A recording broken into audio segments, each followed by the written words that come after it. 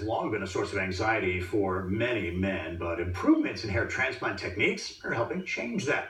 In today's ConsumerWise report, Angie Moreski checks out the latest advancements that have men and women seeking out the hair of their youth.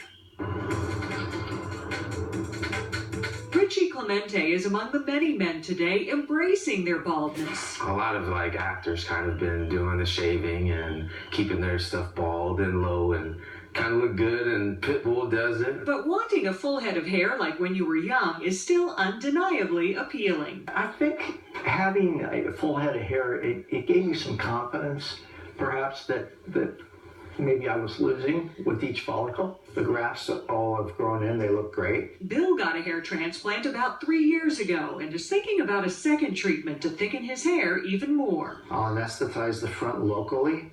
I'll create all the pores and we'll place the grafts in there in which they'll coagulate. The process has evolved from taking a strip on the back of the head to using a robot to remove individual follicles. Dr. Markou says both work, but results are not immediate. The permanent hair growth will regrow in about 3 to 6 months.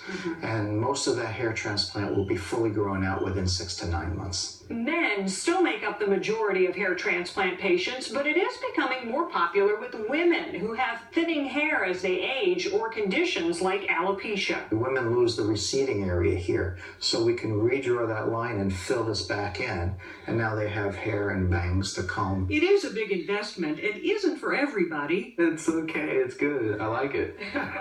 But the payoff for many is worth it. It gave me confidence, made me feel good. If you decide to get a hair transplant, be sure to go to an experienced, licensed physician and ask to see those before and after pictures from that doctor's own patients. I'm Angie Moreski. It pays to be consumer wise.